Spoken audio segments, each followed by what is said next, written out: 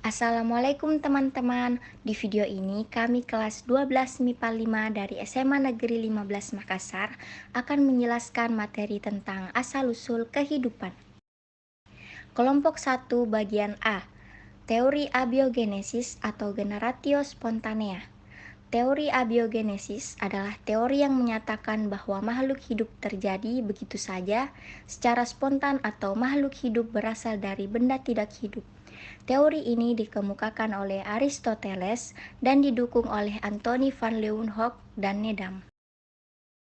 Anthony van Leeuwenhoek dengan pendapatnya bahwa mikroorganisme atau benda hidup berasal dari air atau benda mati.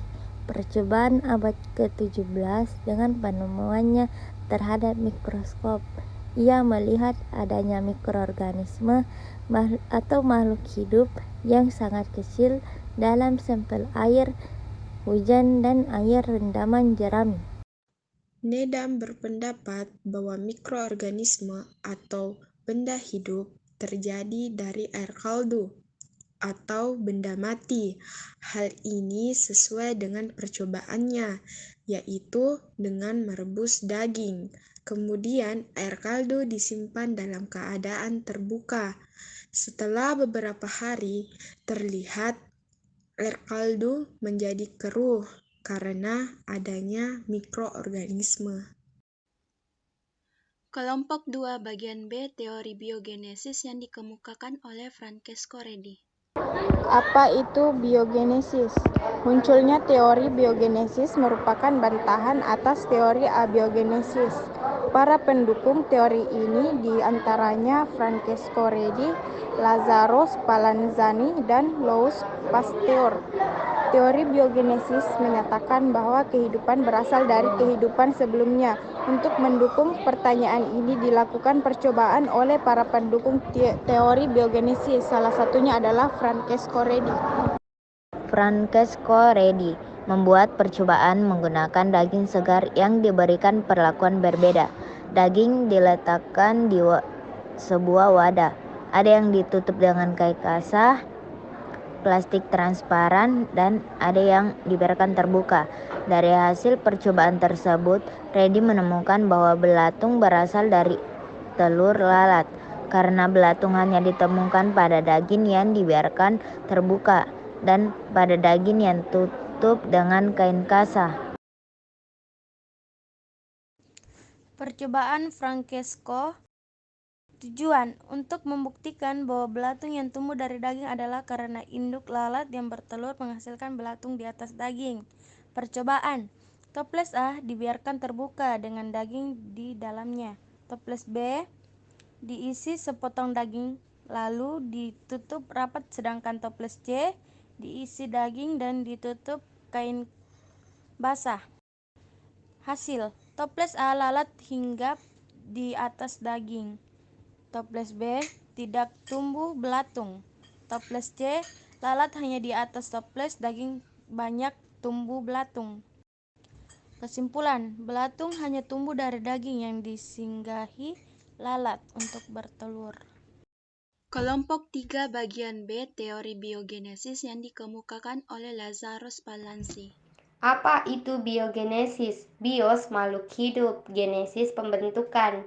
Jadi, teori biogenesis adalah teori asal-usul kehidupan yang menyatakan bahwa makhluk hidup berasal dari makhluk hidup lain. Lazzaro Spallanzani lahir pada tanggal 10 Januari 1729 di Scandiano, Italia. Meninggal pada tanggal 12 Februari 1799. Beliau lahir dari pasangan Gian Niccolò, seorang pengacara, dan Lucia Zigliani. Beliau adalah seorang ilmuwan imam, ahli fisiologi, dan ilmuwan asal Italia. Beliau ini salah satu dari 3 ilmuwan yang membantah teori abiogenesis. Menurut Larasso, bahwa munculnya organisme berasal dari organisme lain yang hidup.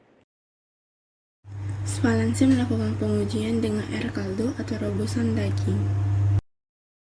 Hasil, setelah beberapa hari ketika wadah tersebut tetap ditutup kondisi air kaldu tetap jernih, sedangkan jika penutupnya dibuka maka kondisi air tersebut menjadi jenuh. Kesimpulan, Lazarus Palanzi membuktikan bahwa organisme tidak lahir dari benda mati atau air kaldu, melainkan dari makhluk hidup lain. Kelompok 4 bagian B teori biogenesis yang dikemukakan oleh L. Pasteur. Teori biogenesis L. Pasteur. Pada tahun 1858, seorang ahli kimia yang berasal dari Prancis bernama Louis Pasteur melakukan eksperimen untuk membantah teori abiogenesis. L. Pasteur berhasil menyempurnakan percobaan Spallanzani sekaligus mematahkan teori abiogenesis. Pasteur memodifikasi salah satu wadah yang digunakan Spallanzani dengan wadah labu berleher panjang. Wadah ini berguna sebagai indikator yang memberitahukan bahwa masih ada hubungan antara kaldu dan udara di luar. Masih ada oksigen untuk mikroorganisme hidup. Hasilnya, setelah dipanaskan dan didiamkan beberapa hari, ternyata air kaldu yang ditempatkan di wadah yang tegak tetap jernih. Tetapi di bagian ujung lehernya muncul banyak debu dan kotoran. Sementara pada wadah yang dimiringkan mengandung mikroorganisme dari udara yang masuk ke wadah. Eksperimen ini pun mematahkan teori abiogenesis dan menghasilkan teori baru dengan 3 isi sebagai berikut. 1. Omne vivum ex ovo, yang berarti semua makhluk hidup berasal dari telur. Yang kedua, omne ovum ex vivo, yang berarti semua telur berasal dari makhluk hidup. Dan yang ketiga, omne vivum ex vivo, semua makhluk hidup berasal dari makhluk hidup. Assalamualaikum warahmatullahi wabarakatuh. Kami dari kelompok 5 akan menjelaskan tentang materi teori evolusi kimia, yang dimana menurut teori evolusi kimia asal mula kehidupan itu berasal dari reaksi antara CH4, NH3, H2, dan H2O di atmosfer dengan sinar kosmis dan halilintar yang menghasilkan senyawa organik serupa asam amino.